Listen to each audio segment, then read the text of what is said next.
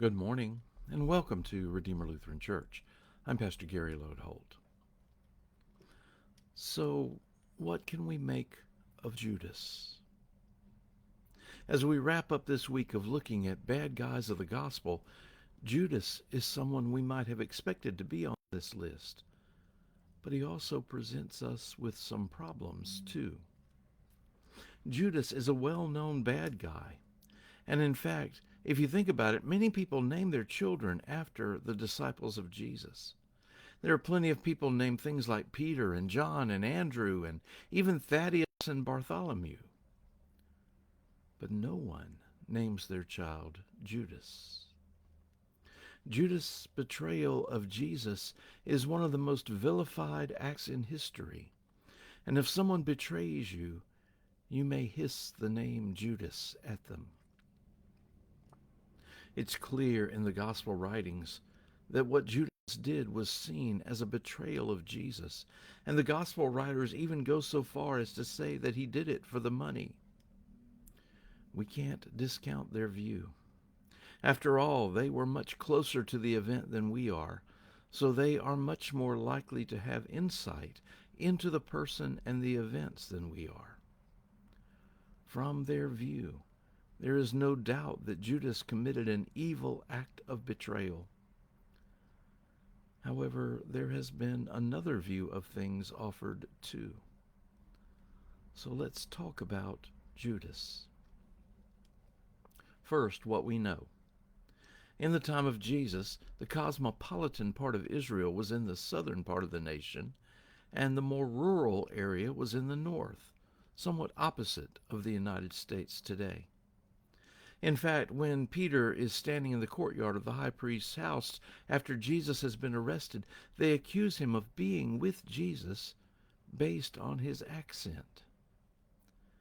Maybe those folks in Galilee said, y'all. Anyway, 11 of the disciples were from the rural area, and only Judas was from the more sophisticated southern region. So, from the beginning, he was an outsider to the others. But his sophistication showed through right away because Judas was the one chosen to keep the common purse for the group. He could handle the money on behalf of them all. In his sophistication, he knew about things like that. The gospel writers tell us that during the last week in Jerusalem, Judas went to the chief priests and asked what they would give him to hand Jesus over to them. The priests consulted the scriptures, which said that the price of a slave was 30 pieces of silver, so that is what they offered. Judas later left the Last Supper and guided soldiers to arrest Jesus, greeting him with a kiss. Thomas, one of the disciples, was known as the twin, and some have speculated that Thomas bore an uncanny resemblance to Jesus.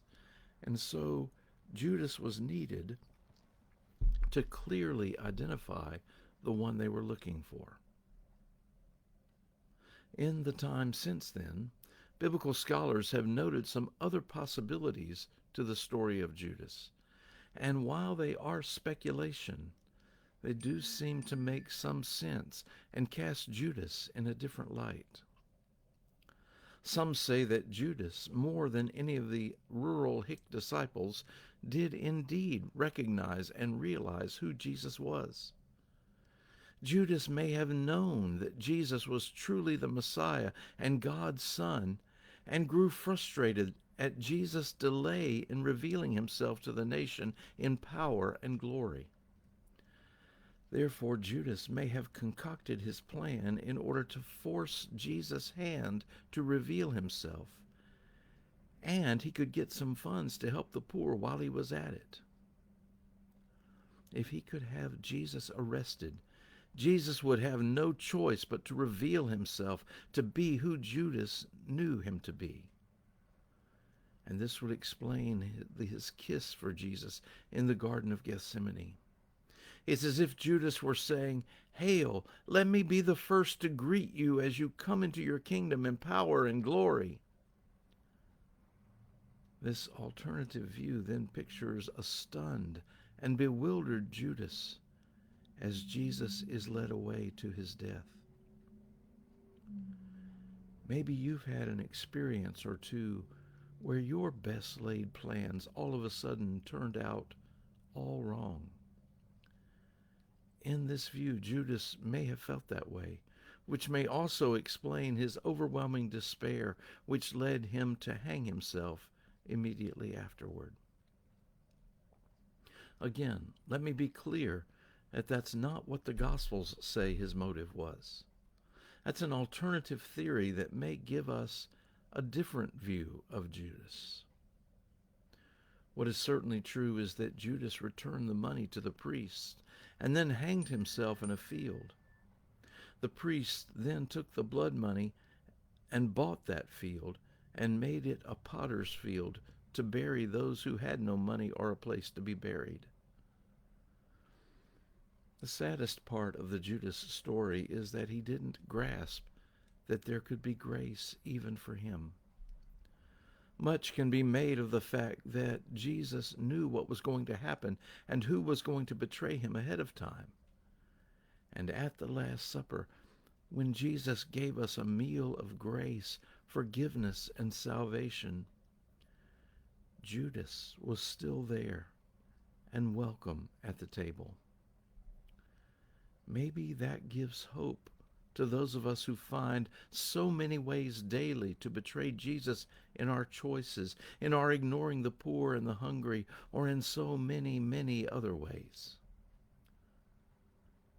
A disciple is one who follows and learns. An apostle is one who is sent with a message. Judas was a disciple, but he never made it to be an apostle. May we go out with the message of grace and love of Jesus.